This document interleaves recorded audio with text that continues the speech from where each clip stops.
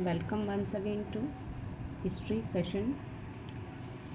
We are going to start sixth lesson.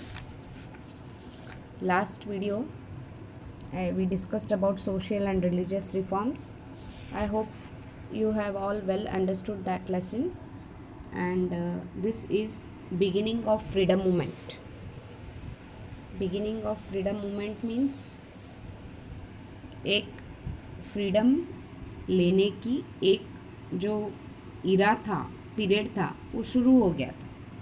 मुझे वो period शुरू कैसे हुआ और क्यों हुआ और कैसे अपने को समझ में आया कि अभी अपने को ब्रिटिशर्स से we have to take the independence. So English education made mix effects on the Indian society. British introduced English education to facilitate the administration. They were not able to understand Hindi very well. So to facilitate the administration, British introduced Western education, that is English education.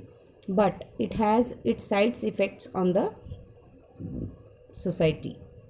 The seeds of nationalism were sown by the reforms of newly educated society.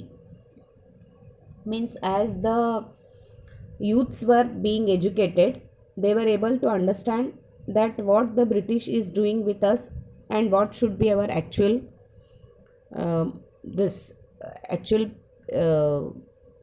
means to say what should be our actual law and all. Due to various movements in different parts of India, a favorable situation was created to build a political organization an all India level which will bring together the various provincial political organization, different groups of politically aware people, and to express the aspiration of the nation by diverting the public attention towards the question of the nation. Means those who got educated, they created a favorable situation was created due to various movements to build a political organization on an all India level basis which will bring together the various provincial political organization. जो भी organization देश के लिए काम करता था उनको एक साथ मिलके काम करना है. ये एक फेवरेबल कंडीशन उन्होंने एस्टेब्लिश की. जो भी अलग अलग मूवमेंट्स हुई, अपन ने देखा बहुत सारी मूवमेंट्स हुई, बहुत सारे ऑर्गेनाइजेशन एस्टेब्लिश हुए. अभी लास्ट इसमें ही देखा आपने कि कितने सारे ऑर्गेनाइजेशन एस्टेब्लिश हुए. तो कहीं ना कहीं सभी ऑर्गेनाइजेशन, सभी मूवमेंट का ये रहा है कि सब एकजुट होके अब पब्लिक अटेंशन को गैदर करना है और एकजुट होके अपने को ये मूवमेंट चलानी है. Okay. Centralisation of administration during British rule. Due to British administration, its implementation on India brought the nation under one roof in its true senses. British administration की वजह से क्या हुआ, इंडिया जो अलग अलग राजाओं के नीचे बटा हुआ था वो सब एक रूफ में आ गया. सही मायने में एकता इंडिया की अब दिखने लगी थी. Due to identical reforms all over the country and equality before law, the feeling of nationalism developed among the people. Identical reforms म्हणजे एक जैसे जो पूरे देश भर में रिफॉर्म्स इन्होंने चलाए, म्हणजे एक जैसा रूल होना. प्रोविंस वाइज अलग अलग रूल, अलग अलग राजा, जैसा राजा वैसा रूल, वैसा नहीं था. That was not. Identical means एक जैसे. Due to identical reforms all over the country and equality before law, the feeling of nationalism, ये जो राष्ट्रीय भावना थी ये जागरूक हो गई लोगों में. Nationalism developed among the people. Develop होना म्हणजे जागरूक होना, महसूस करना. For the convenience of administration and swift movement of the army, the British built network of roads and railways. British ने अपनी आर्मी इधर से उधर जाने के लिए जल्दी जाना चाहिए. स्विफ्ट मूवमेंट का मतलब फास्ट क्विक मूवमेंट और कन्वीनियंस ऑफ एडमिनिस्ट्रेशन, उसके लिए उन्होंने रोड्स और रेलवेज बनाए. But these facilities benefited the Indians as well. लेकिन देखो, दुश्मन ने किया अपने कन्वीनियंस के लिए, लेकिन ये अपने लिए भी कन्वीनियंट हो गया कि अपन एक दूसरे से मिल सके, है ना, अपन एक दूसरे से मिल सके, एक दूसरे से बातचीत कर सके, ये अपने लिए बहुत कन्वीनियंट हो गया. But these facilities benefited the Indians as well. People from different parts of India came in contact of each other and there was an increase in communication. Increase in communication का मतलब है बातचीत बढ़ जाना. And feeling of nationalism grew. मैं मेरे विचार बोलूँगी, सामने वाला अपने विचार बोलेगा, फिर हम दोनों मिलके बोलेंगे कि नहीं भाई अपना देश है, अपने को देश के लिए करना पड़ता है. तो ऐसे नेशनलिज्म ग्रीव हो गया. समझ में आया? राष्ट्रीय एकता जो ग्रीव हो गया. नेक्स्ट था economic exploitation. The Indian wealth was flowing towards England by all means. कुछ भी किसी न किसी ज़रिए से पूरी जो भारत की जो दौलत थी वो इंग्लैंड में जा रही थी. किसी न किसी ज़रिए अपन उनको टैक्स देते, अपन उनके गुड्स खरीदते, XYZ. There were many ways through which the wealth of India was flowing towards England. Due to the imperialist policy. अब imperialism आपको आ चुका है पढ़ाई में. Imperialism क्या है? Imperialism means a system in which a powerful country control other countries by establishing its overall domination and establishing many other colonies. समझ में आया? ये था imperialism का definition. तो ये इम्पीरियलिस्ट पॉलिसी की वजह से England there was beginning of economic exploitation of India. ये जो इम्पीरियलिस्टिक पॉलिसी इंग्लैंड में हुई थी, इसका इकोनॉमिक एक्सप्लॉयटेशन म्हणजे आर्थिक फ़ायदा इंडिया में उठाया गया था. Farmers were compelled to take cash crops. Cash crops बच्चों मैंने पहले भी आपसे डिस्कस किया है. Those who are meant for business. Cash crops वो क्रॉप्स होते हैं जो बिजनेस के लिए होते हैं. तो farmers were compelled to take. उनको कंपेल किया गया जबकि उनको चाहिए नहीं था. Burden of land taxes, continuous famines, all this broke down the backbone of Indian agriculture. Indian agriculture is the main occupation of the people of India. लेकिन इसकी रीढ़ की हड्डी तोड़ने में ब्रिटिशर्स कैसे रेस्पॉन्सिबल रहे? तो they compelled farmers to take cash crops. Burden of land taxes. Land के बारे में तो हमने बहुत लेसन में पढ़ा है कि उनकी लैंड रख लेते थे. उनको पहले जैसे क्रॉप्स आते थे तो टैक्स भरना था, लेकिन इन्होंने न्यू पॉलिसी लाई, इन्होंने लैंड मेजर कर डाली और इतना टैक्स भरना ही है, तुम्हारे क्रॉप्स हो नहीं हो. लेकिन फैमिन की वजह से ये जो फार्मर्स थे ये बहुत परेशान थे. फैमिन की वजह से इनके क्रॉप्स नहीं आ रहे थे, इनका टैक्स का बर्डन बढ़े जा रहा था. तो इनको लैंड लॉर्ड से लेना पड़ता था. कभी कभी अपनी ज़मीन गिरवी रखनी पड़ती थी. कभी कभी वो नहीं दे पाते थे तो ज़मीन चली जाती थी. इस वजह से बहुत सारा इनको सहना पड़ा. और इनकी ये जो रीढ़ की हड्डी थी इंडियन फार्मर्स की, एग्रीकल्चर, ये कहीं ना कहीं ब्रोक डाउन हो गई. Traditional industries decline. Traditional industries भी डिक्लाइन हुई. ये भी आपने पढ़ा लास्ट लेसन में. ट्रेडिशनल इंडस्ट्रीज़ कैसे डिक्लाइन हुए? क्योंकि बाहर से गुड्स आने लगे और इनके पास ऐसा कुछ नहीं था, मशीनरी नहीं थी कि ये compete कर सके. वो बाहर से अपने इंग्लैंड से गुड्स मंगाते थे, वो मशीन मेड गुड्स थे, वो फास्ट भी आ जाते थे और यहाँ पे वो बेचते थे.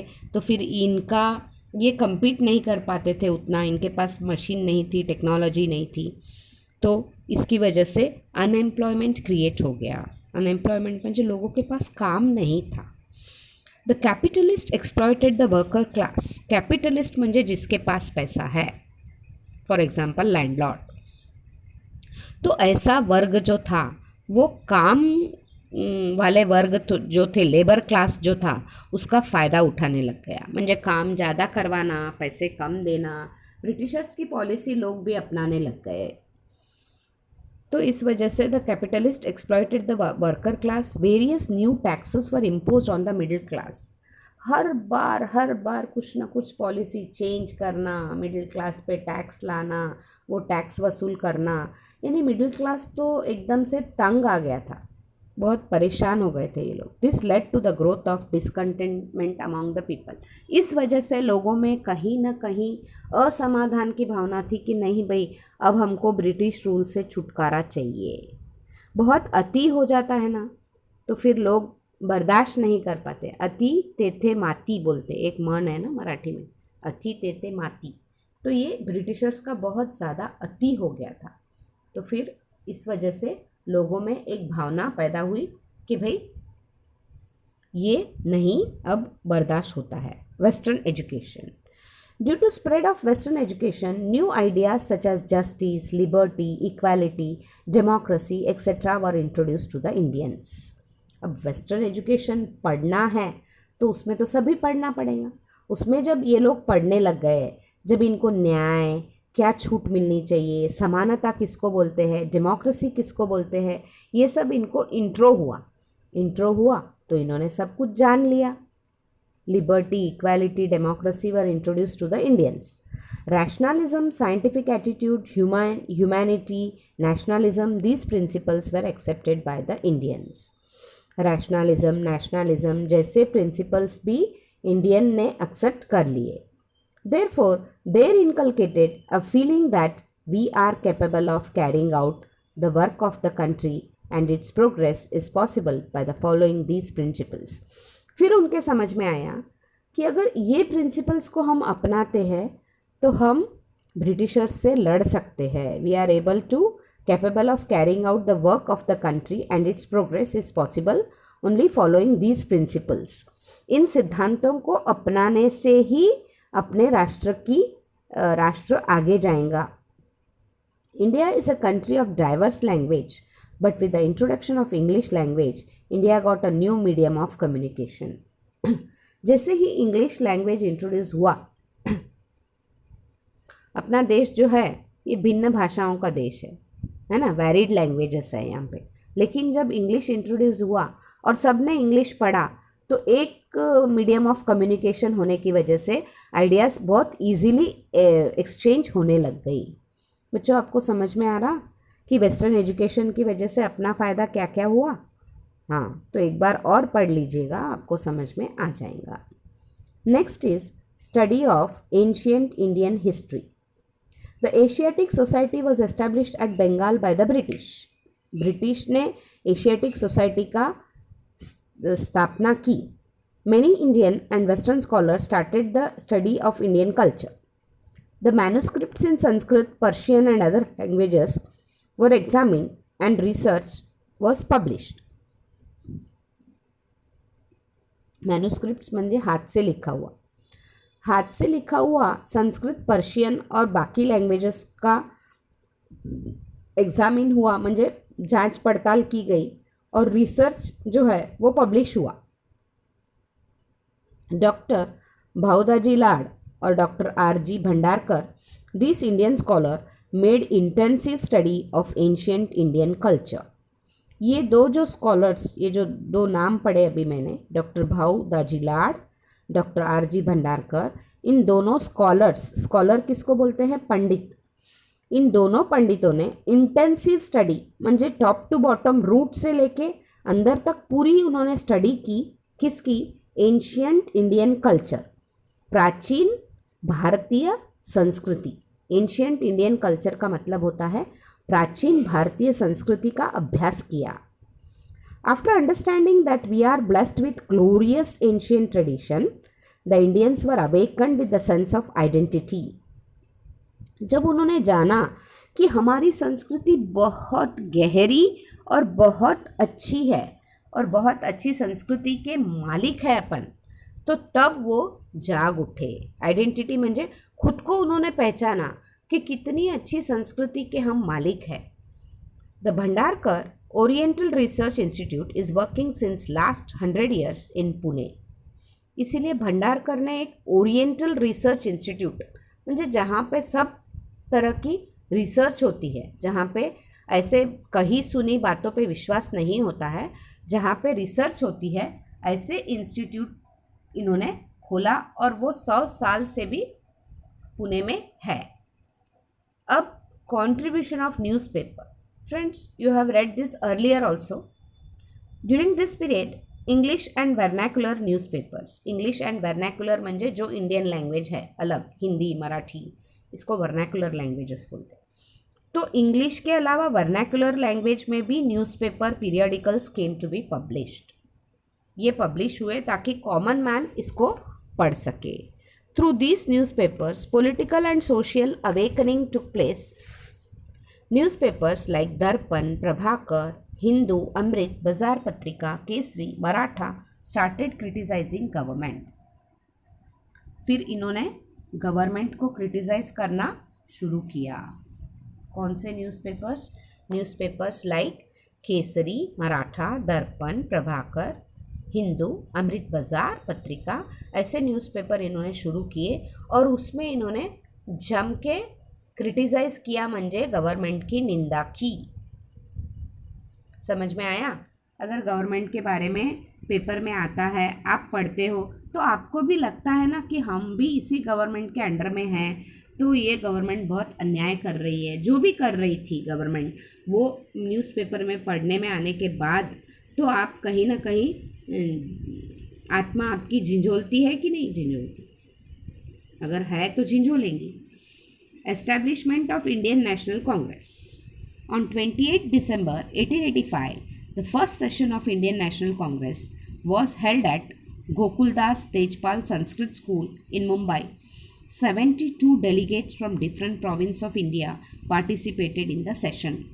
एक पहला इंडियन नेशनल कांग्रेस का सेशन इतना जोरदार लिया उन्होंने दिसंबर 1885 में।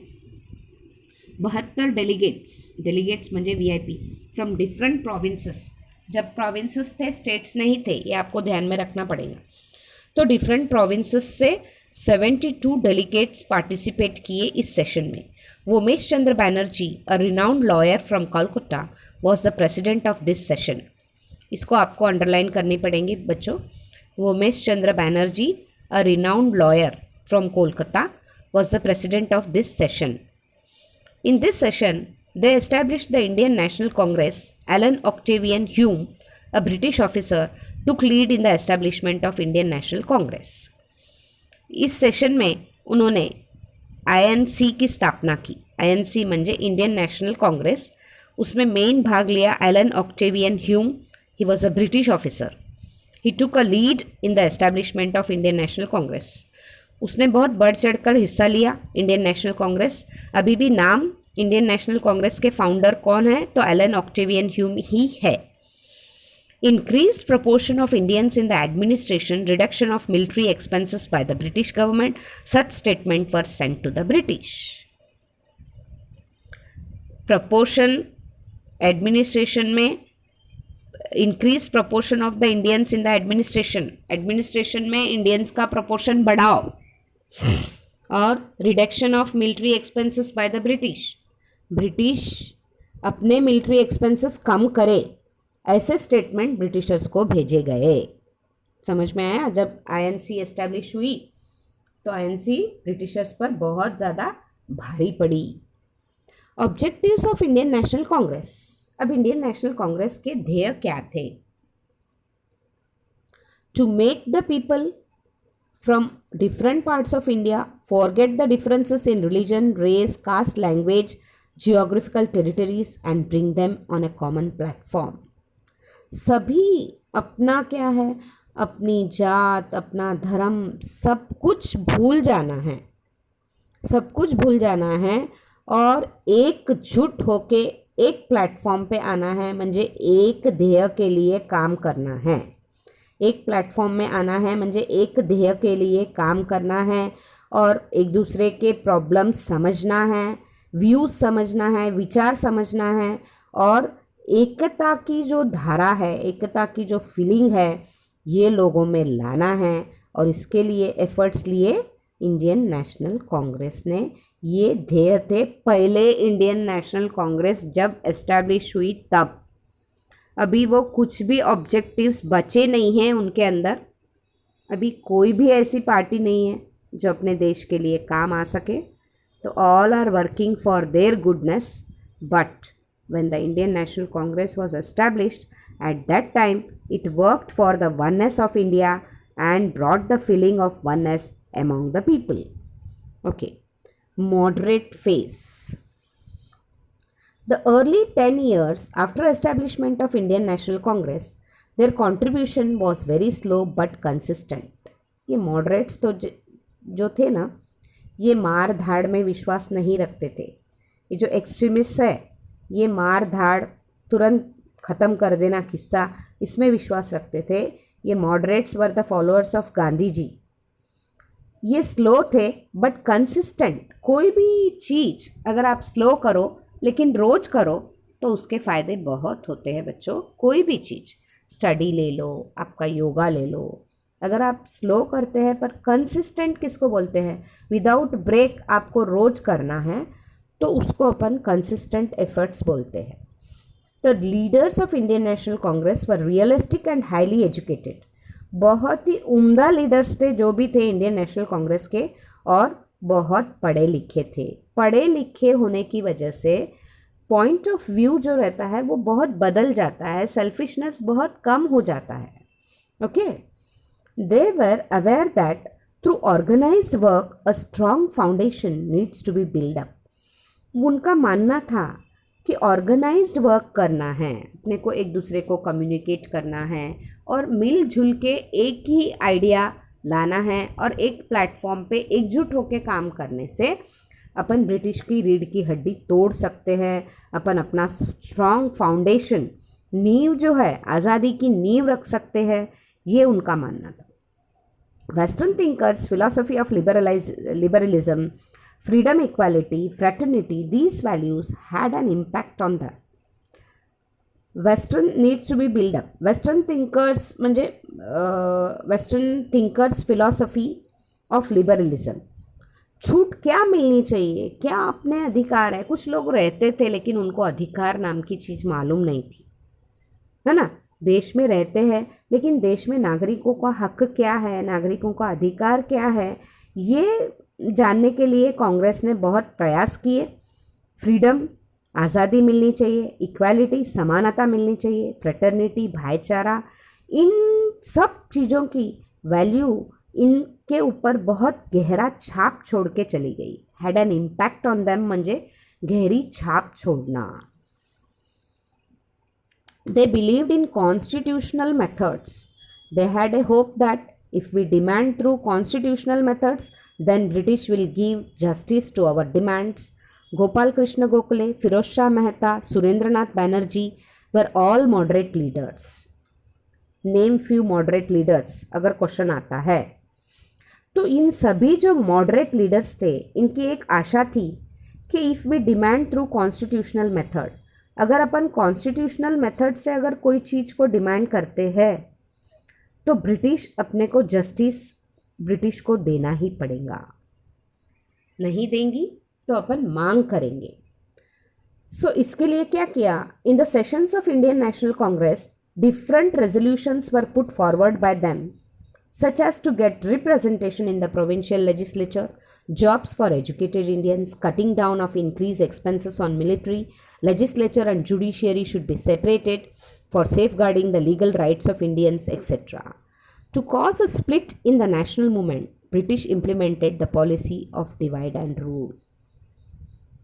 अभी इन्होंने ब्रिटिशर्स के सामने कुछ चीज़ें रखी, जैसे प्रोविंशियल लेजिस्लेचर है उसमें इंडियंस का रिप्रेजेंटेशन होना, एजुकेटेड इंडियंस को जॉब चाहिए म्हणजे चाहिए, cutting down of increase expenses on military पे आप बहुत खर्च करते हो, ये नहीं चलेगा. लेजिस्लेचर और जुडिशरी, न्याय और संविधान, इनको दोनों को अलग अलग करिए ताकि हमको हमारे हक मिले. आप जब जी चाहे आप न्याय नीति का म्हणजे उल्लंघन कर देते हो. ब्रिटिशर्स के लिए अलग रूल्स थे, इंडियंस के लिए अलग रूल थे, ये नहीं चलेगा. इसके चलते ब्रिटिशर्स ने क्या किया, अपने अंदर फूट डालने के लिए, स्प्लिट करने के लिए, म्हणजे अपने अंदर अपने को डिवाइड करने के लिए डिवाइड एंड रूल पॉलिसी का उन्होंने हथियार बनाया. तो फ्रेंड्स, बाकी का मैं नेक्स्ट वीडियो में भेजूंगी. तब तक stay safe, have a good day and read the lesson.